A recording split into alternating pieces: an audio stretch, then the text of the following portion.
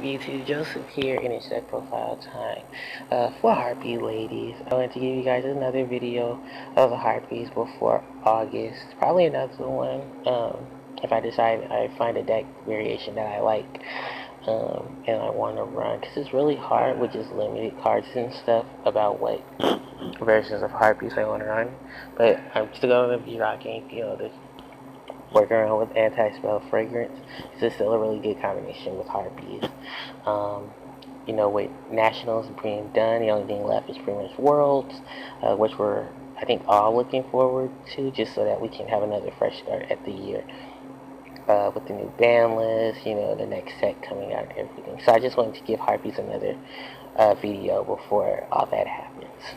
Alright guys, let's start off with the monsters. I think it's pretty much a simple lineup of Harpie Chandler, which is pretty much one of the Harpie's best monsters now.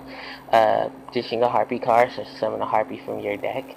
You control Dragon type. She changes her level from 4 to 7. So if you're running Harpie's pack, you can go into Exceed plays for level 7s. And of course, like Queen Dancer Chandler, Queen Dancer herself, and Harpist, they're all considered Harpie Lady when they're normal or special summon. So whether on the board or in the graveyard, so it's just another plus with a lot of the Harpie engine cards. Harpie Dancer, pretty much I'm still rocking the 3 of. She can bounce wind monsters from your field back to your hand. Works really well with Divine Wind, which I'll get to in a minute.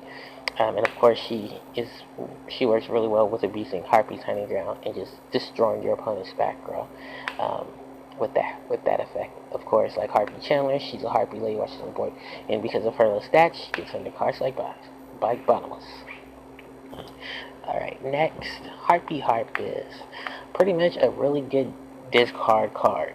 You can pitch her for Hysteric Party, you can pitch her for Harpie Chandler, or just any card you run in your deck that discards.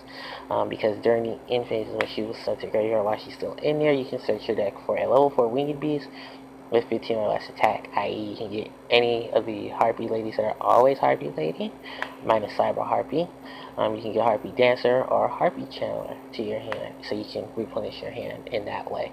Her other ability is that when she's normal summon, you can bounce a Winged Beast monster you control, and the face-up monster your opponent controls back to hand, if that's any help in clearing board off. Next, Harpie Queen, pretty much our 19 beater and our field spell searcher. And treat as Harpie Lady while she's on the field or in the graveyard. You're going to be hearing that a lot. Actually, no you're not, because I'm already done with pretty much the monsters in the deck. 1 Cyber Harpie, 2 Harpie Lady. I mean, 2 Cyber Harpie and 1 Harpie Lady.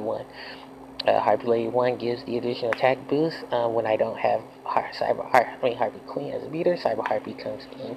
And of course, these are your alien egotist targets because they are treated as Harpie Lady no matter where they are. Field, hand, deck, graveyard, or banished. That's my monsters. For my spells, one of the most broken spells in the Harpie arsenal, Hysteric Sign.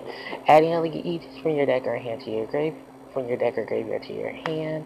And in addition, when this card is sent from field or hand to the graveyard, you can add up to 3 cards with Harpie in its name from your deck to your hand, pretty much giving Harpies that additional add of replenishing your hand or getting ready to swarm the field.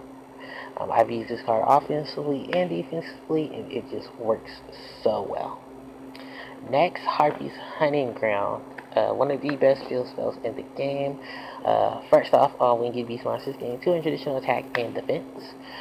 In addition, when any Harpie Lady or Harpie Lady Sisters is normal or special summon, whoever conducted that summon targets a spell or trap on the field and must blow it up. Targets it and blows it up. Because of ruling change, thank God, if you Hysteric Sign off of this, you only pop 1 spell. So most likely you're going to just pop the Hunting Ground or pop another card you control. You can pop Hysteric Sign and then search during your end phase. Or you can, like always, pop all your opponent's back row, and this works really well with anti-spell fragrance, especially if you control Harpie Dancer, because you can just clear out their back row and then go in for the kill. 2 Instant Fusion, because I'm running Instant Fusion targets with this deck, especially for the rank 4s. Next, my one-ofs. One elegant uses because you're running the hysteric signs, and on top of that, your only target, if you're not running technically Harpie sisters, is the Cyber Harpie, Harpie 1, Harpie 2, or Harpie 3, or the original Harpie lady.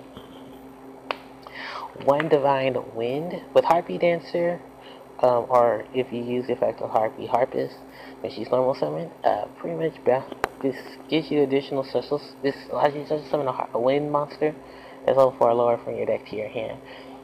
You can pretty much just start bouncing your Harpies with Dancer, trigger this, and then pretty much set up for a multi-material level 4 rank 4 monster, i.e. Phantasmal Dragon, or Boros, Deltaros, stuff like that.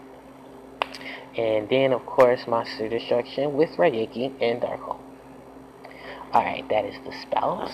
For the traps, Triple Hysteric Party, one of my favorite traps for the Harpie lineup.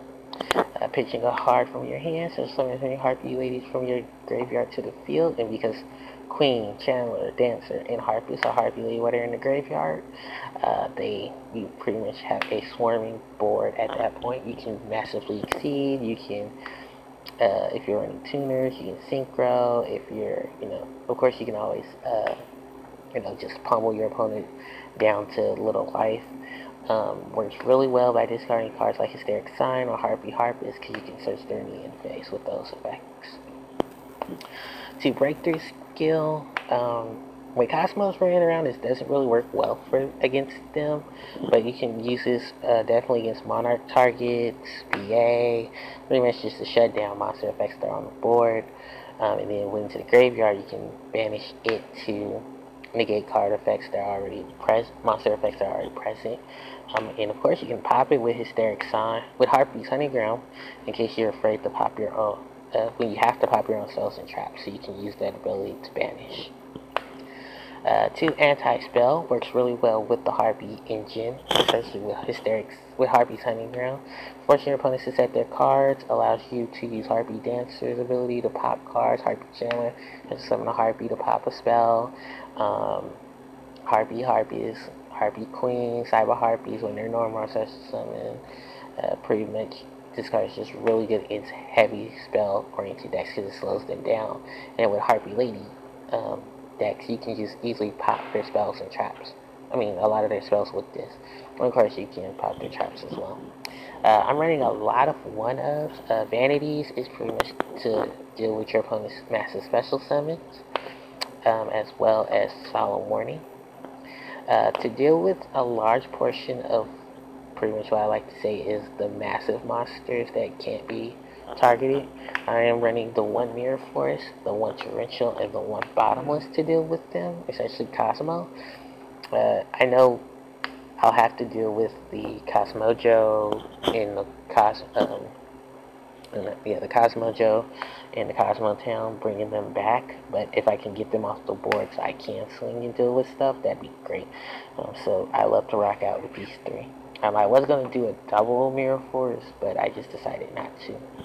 And then my last card is Icarus Attack, just to deal with pesky cards that I can't normally deal with if I haven't already popped or destroyed them. Alright, so that is the spells. I mean, that's the chest, that's the main deck.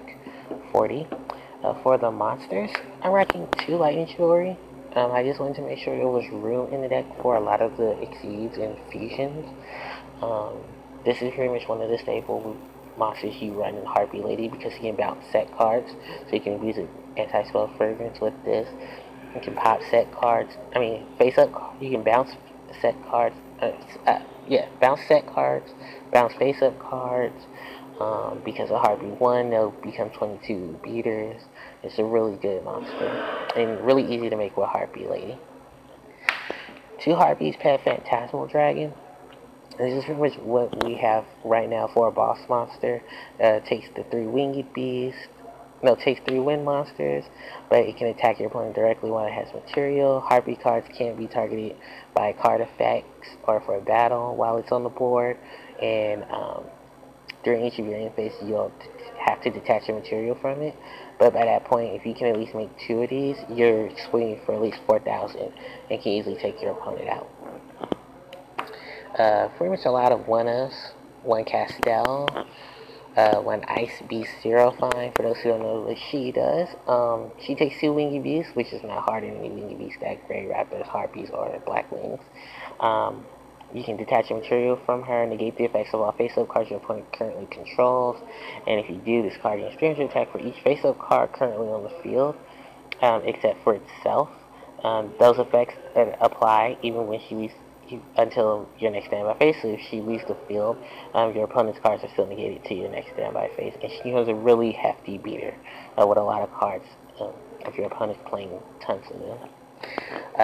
One Digesto Emerald for refresh, one Cowboy, one Dweller, one Gorgon for protection, because you can really redirect a lot of cards and deal with a lot of threats. One Heartland Draco, similar to Harpie's pack, just to have the direct attacks going on. One Silent Arc, one Giant Hand, and for my fusions, I'm running one Mevalis and one Elder Entity Nodin. Mevalis, for those who may not know it actually came out in one of the last few Astro packs, when all the fusions were coming out from the OCG to TCG. You can easily just exceed with Mevalis, because that's pretty much what I do, or I pop it with like Icarus Attacker stuff. Just pretty much exceed fodder or last minute fodder. And then of course Noten. I don't really need to explain Noten because he's really good, and there's a reason why he's at 1. Alright guys, so that's pretty much the deck profile. I hope you guys enjoy. If you have any questions or comments, leave them below. Like, comment, and subscribe. And until next time, you guys, this is Action signing out. Everybody, take care.